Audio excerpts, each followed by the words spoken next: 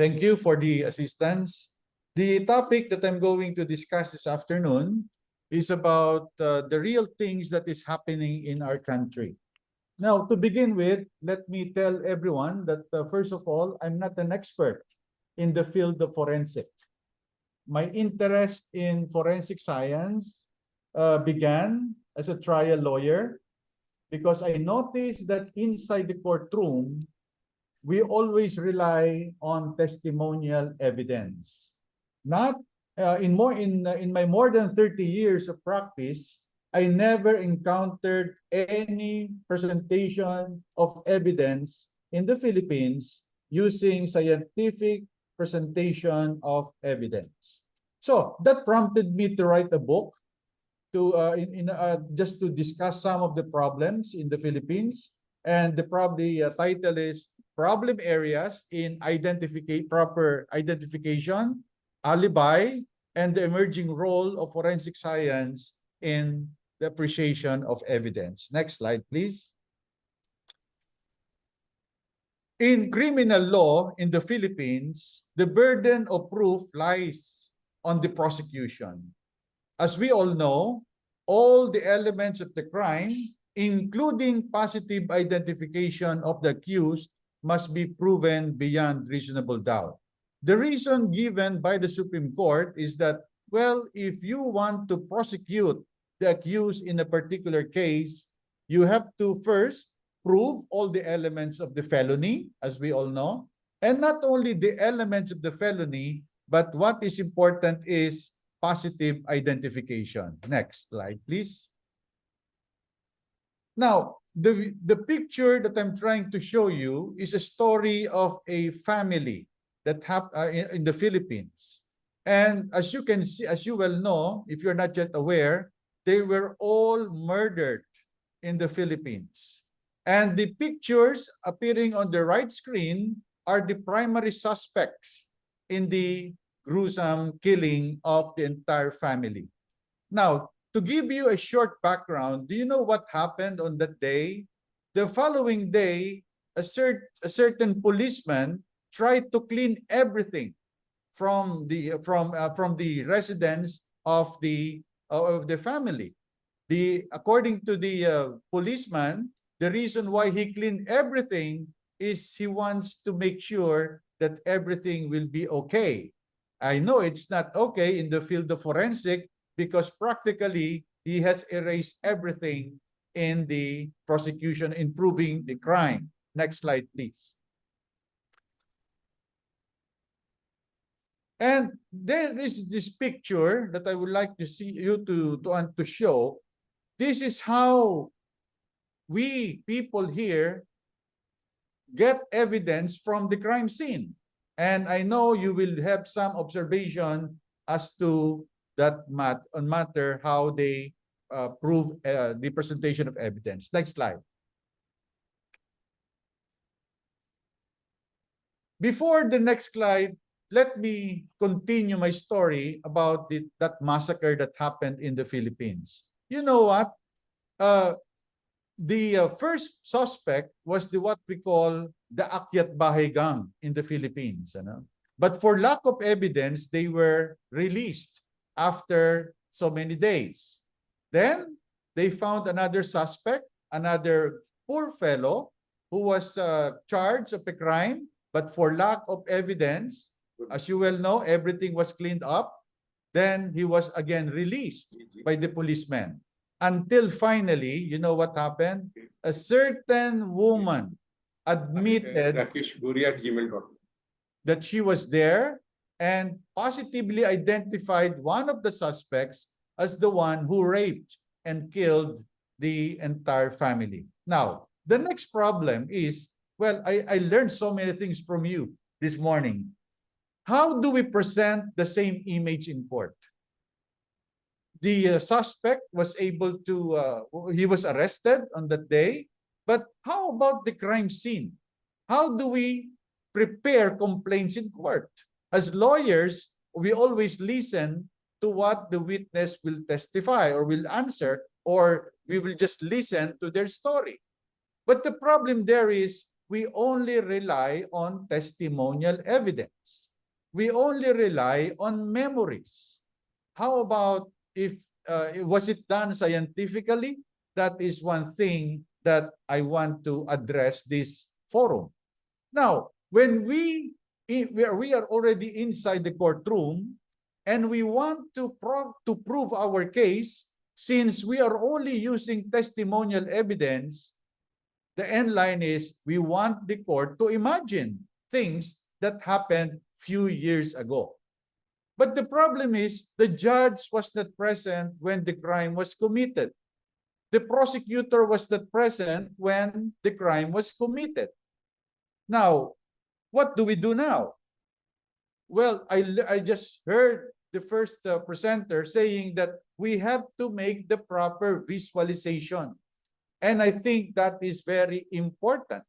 But here, if we will simply rely on testimonial evidence, well, if the defense, for example, was able to destroy the direct evidence because he is a good cross-examiner, well, the judge might be confused because he is simply relying on evidence and that is only his basis for the conviction. Next slide, please.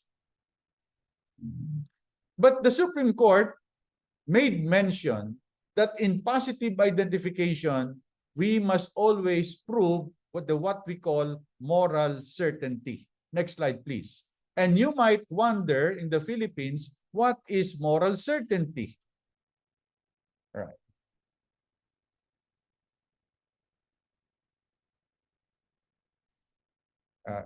Can we adjust the slide? All right. Now, in moral certainty, in one case, the Supreme Court said that, well, before you can establish the identity of the person, you must always have this kind of distinctiveness.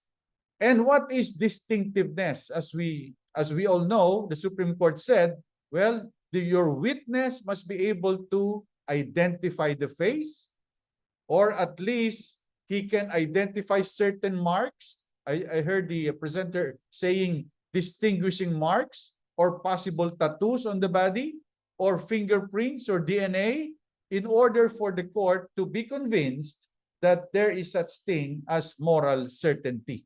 So in other words, you cannot simply identify the person of the accused and that is not enough.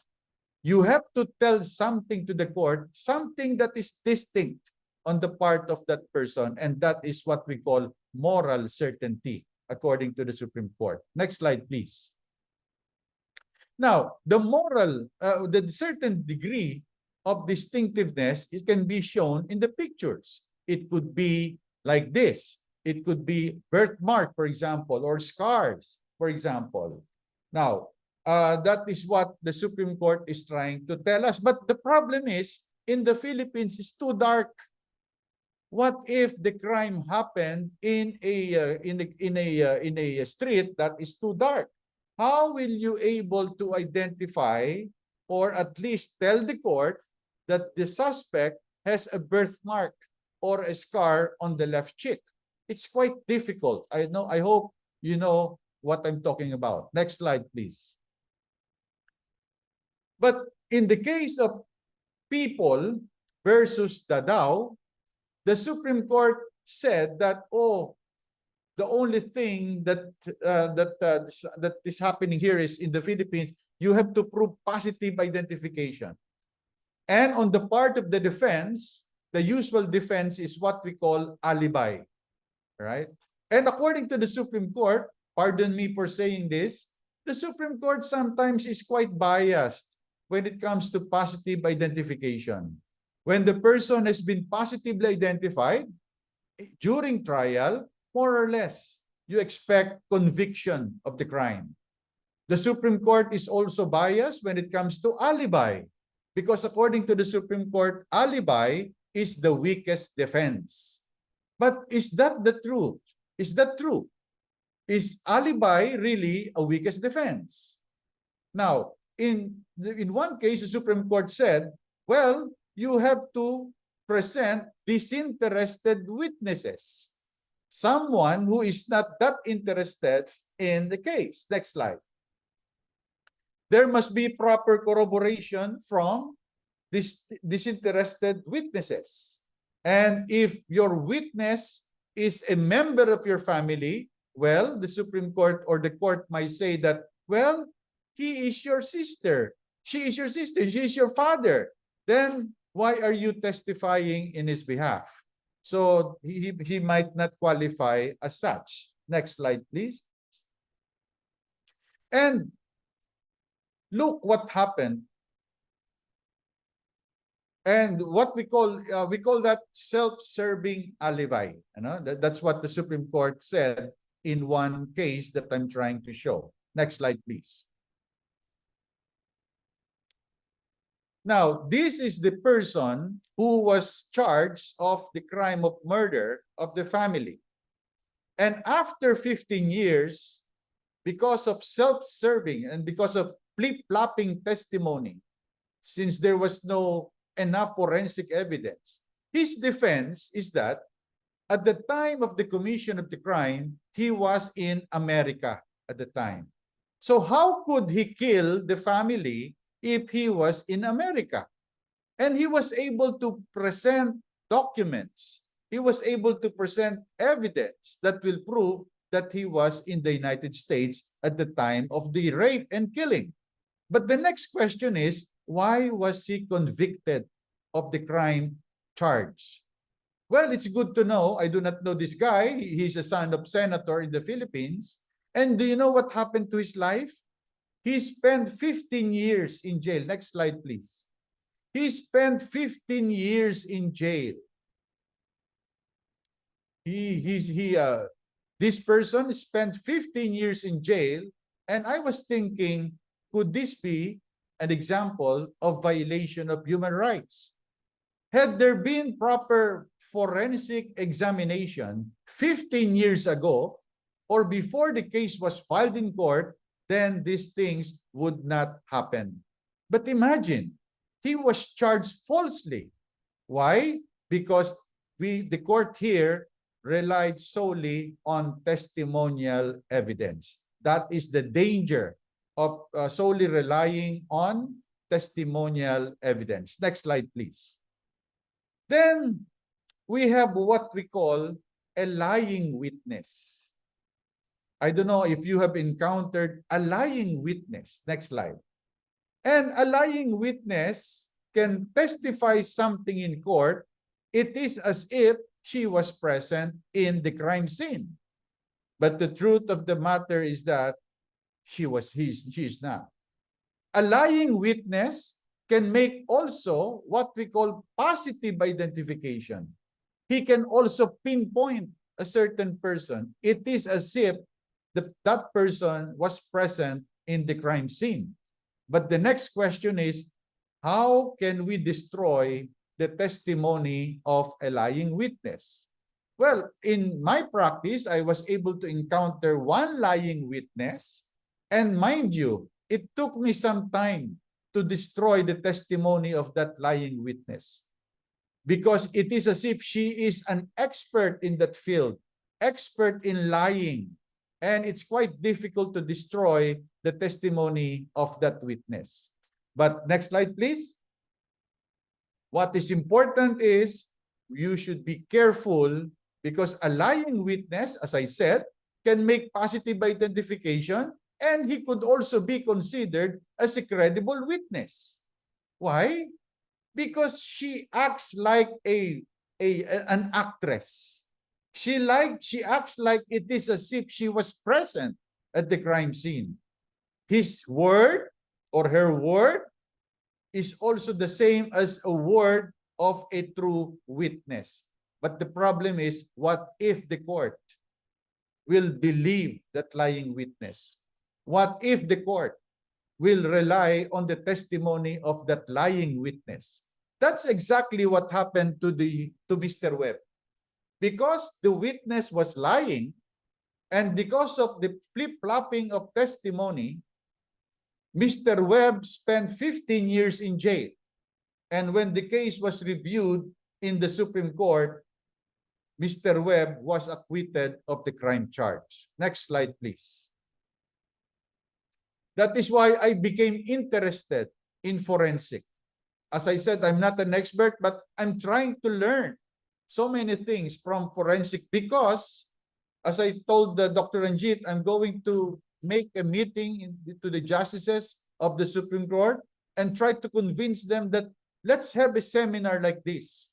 Let's allow our judges and prosecutors to listen to the experts from our friends in India, because we are learning so many things from you. Now, look at the picture. This is another case where the identity is being questioned. According to the story, two sisters somewhere in Cebu or in one of the cities here in Philippines, the two sisters were raped and thereafter they were killed. Now, the main suspect is the one raising his left hand. His defense is also alibi. What is alibi? What is his defense? According to him, well, he was in Manila at the time when the crime was committed. He was taking an examination when the rape and the murder was committed.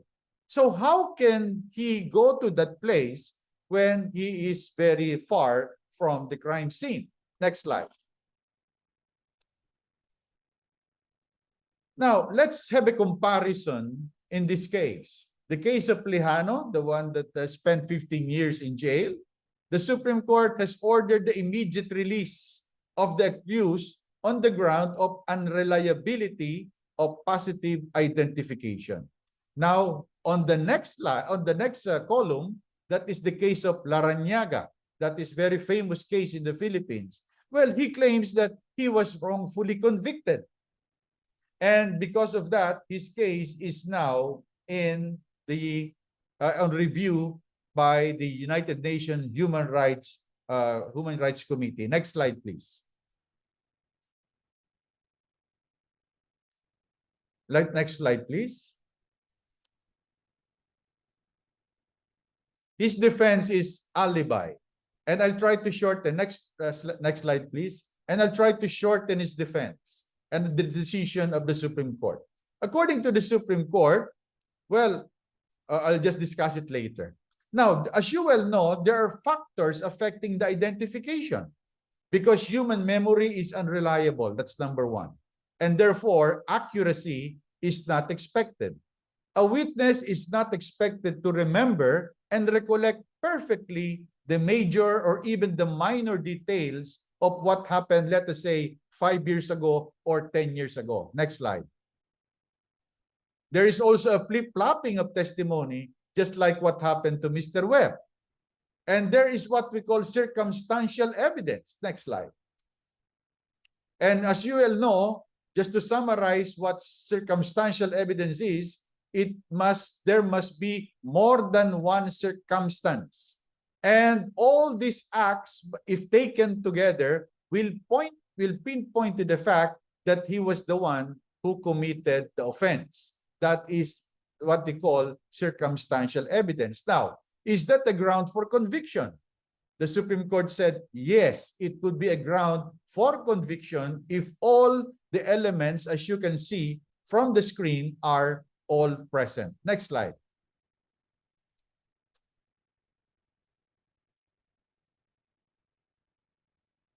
Next slide, please. All right, next slide.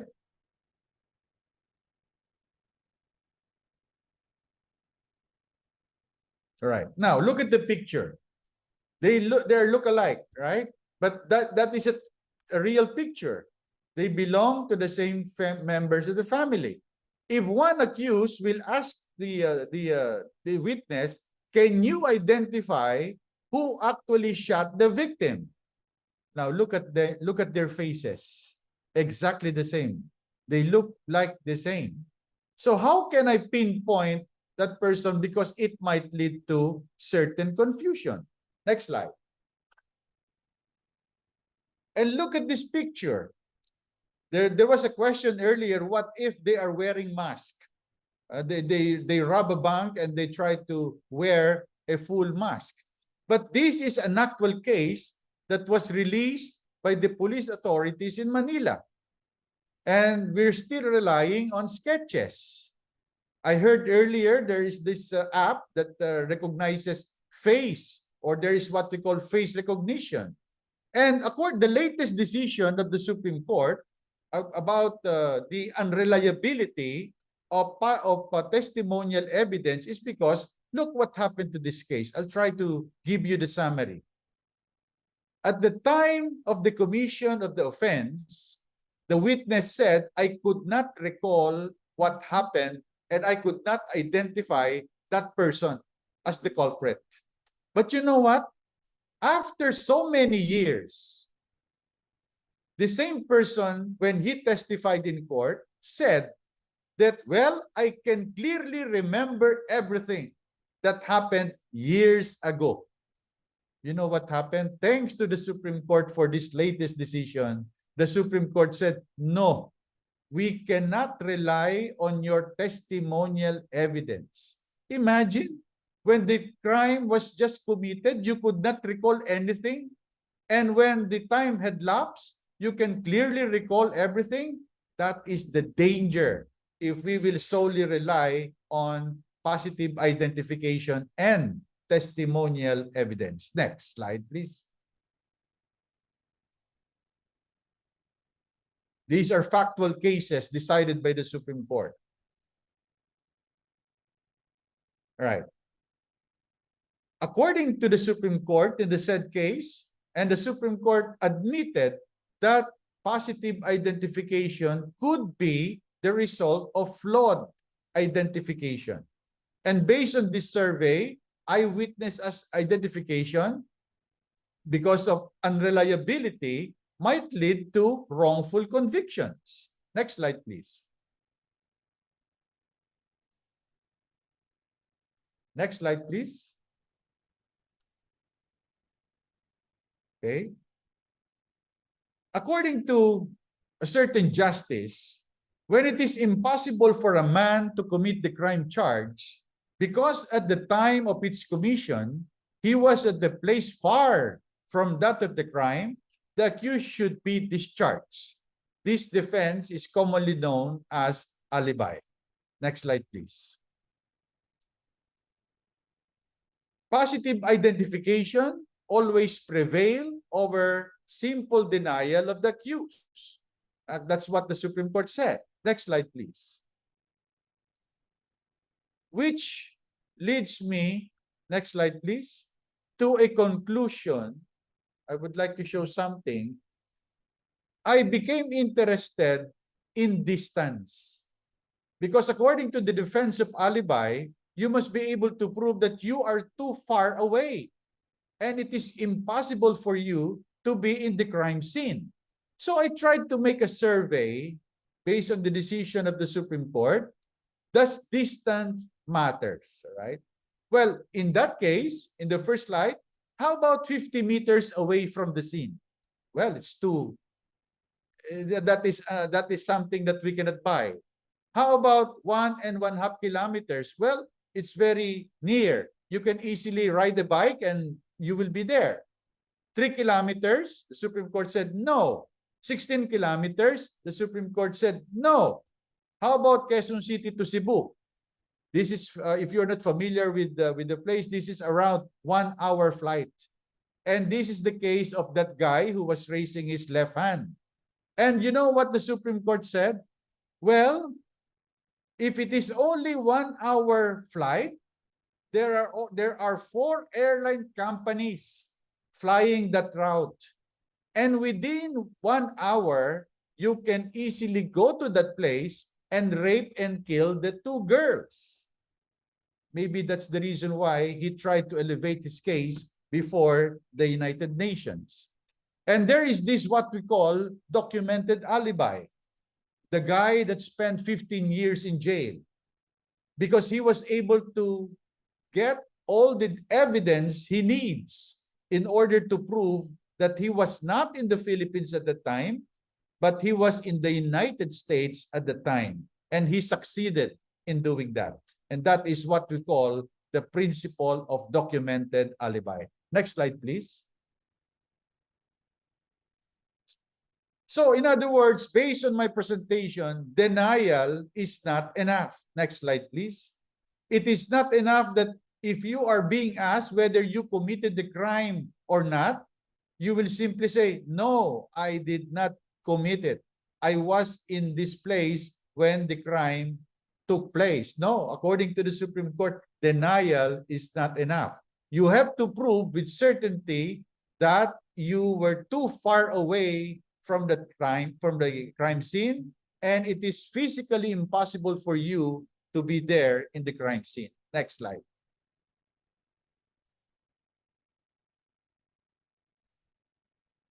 Next slide, please. So in other words, alibi is not that weak, it's not a weak defense after all. Because if you can establish that that it is physically impossible for you to be in that place, then the Supreme Court can buy your defense. That is why it is very important to prove what we call documented alibi. Now, what is forensic? This is something new in the Philippines. I'm not saying that this is something new, but you know, we are only trying to, as I said, in my more than 30 years of practice, I never encountered any forensic expert testifying inside the courtroom and trying to convince the court that this is what happened. We lack certain knowledge about forensic science, and that is what I want to raise to the Supreme Court, that we should always improve forensic science, especially in the appreciation of evidence. Look at the picture. The picture was this little girl, this young girl was raped and killed. And you know what happened to this beautiful lady? According to the report, well, she was raped, she was killed, and what is saddening is that her skin was taken off from her head. Next slide, please. Now, I'm going to tell you another story, the same thing that happened in the case of Mr. Webb. Now, suddenly, a person, a 17-year-old male, was arrested again. Right? Arrested for what? Arrested for killing and raping the young girl. Well, it's good to know that someone admitted the killing. Had he not admitted the killing, this 17-year-old poor male would also spend maybe 30 years in jail because thank God that someone confessed to the killing, because if not, she would have spent more than 30 years in jail. Had there been forensic, had they conducted forensic, then this case would not have happened. Next slide. Now, I know you're familiar with this one. I always conduct lecture and I always use this as an example. And this is a story on how a tiny spot of blood on farmer's sandals landed him in jail. Because you scientists, you always pay particular attention to the details. And that's what I like about science. That's what I like about forensic expert. But sometimes in the prosecution of the case, lawyers are not aware that the evidence are already in the body of the person. And we don't pay particular attention to that. But because of the DNA, they found out that that tiny spot of blood belongs to that person, and that person was arrested. Take the next slide, please. And in 1961, there is the story of a certain beautiful lady, Lucila Lalu. And this is, she is the original chop lady. Her parts were dismembered and scattered in different places in Manila. And you know what happened to her case? Up to now, the case of Lulu remains unsolved because they did not conduct any forensic investigation. Next slide. And how reliable is forensic? That is the usual problem or question that that lawyers would sometimes ask me. Well, I would say it is more accurate, because if positive identification is not reliable, and if alibi also is not reliable, I would go for forensic science. Because if the pieces of evidence are properly secured and subjected to forensic investigation, then it is more reliable than testimonial evidence. What I notice and what I know in forensic science is, if you were able to preserve the evidence, then you will have 100% accuracy. Next slide, please.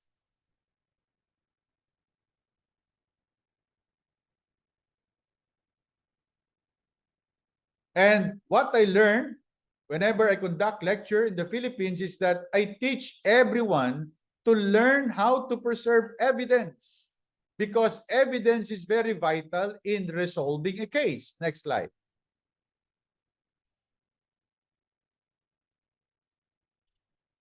And look at, we tend to forget that the evidence needed are all in the body of the victim. I always ask them, what evidence do you see in this picture? And since we are not trained that way, they could not find anything. So I always ask them, can you not see how letter T was written?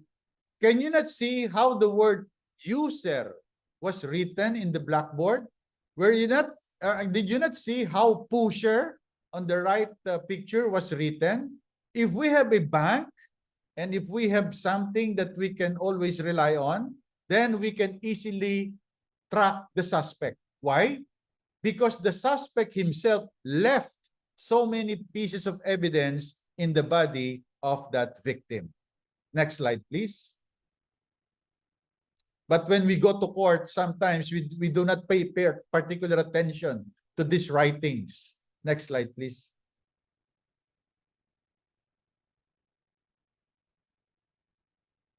We rely on sketch and medical legal, which sometimes, with due respect to the doctors, lack information that you need.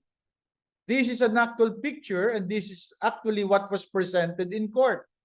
I do not know what you can learn or what you can learn from the sketches in the pictures. I know you have so many comments on this. One of which is on the left side, you don't even know where the north is, where the south is. I really do not know. And yet, you expect the judge to render decision based on these sketches. All right, next slide, please. And this is an actual exhibit that I myself presented in court. Look how it was drawn. This is a vehicular accident. I know in your country you have a different way of presenting a kind of evidence. But here, this is an actual case. The policeman just drew something that looks like a car, the one appearing on the right side, referring to vehicle 2. How can you make a conclusion out of this? This is what we need. And we need forensic investigation and crime scene investigation. Next slide. And the latest is this one. A beautiful flight stewardess. She was found dead in her room. And you know what happened? The 4 good-looking gentlemen were charged of rape and murder. Why? Only after investigation, this beautiful lady died of something else, but not rape. But the next question is, why were they arrested? Why did they not conduct forensic investigation? Why was there no autopsy?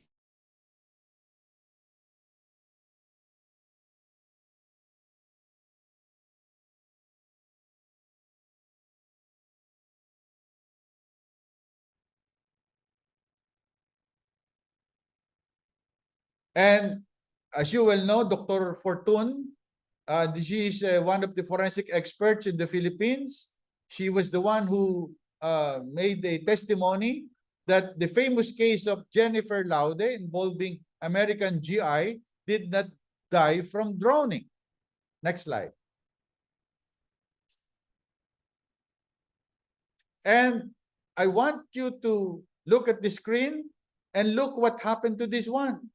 Poor person, poor fellow. He spent 11 years in jail only to find out that the woman was lying. She was sexually assaulted by the accused, and according to the woman, a child had been conceived as the result thereof. But after post-conviction DNA, it proved negative. Imagine, he spent 11 years in jail for nothing. Next slide. So this is just my presentation, and I want to emphasize to everyone the importance and some of the problem areas that we encounter inside the courtroom, because we rely solely on testimonial evidence versus alibi. But what we need in the Philippines is the use of forensic science in the appreciation of evidence. Good afternoon, everyone. Thank you.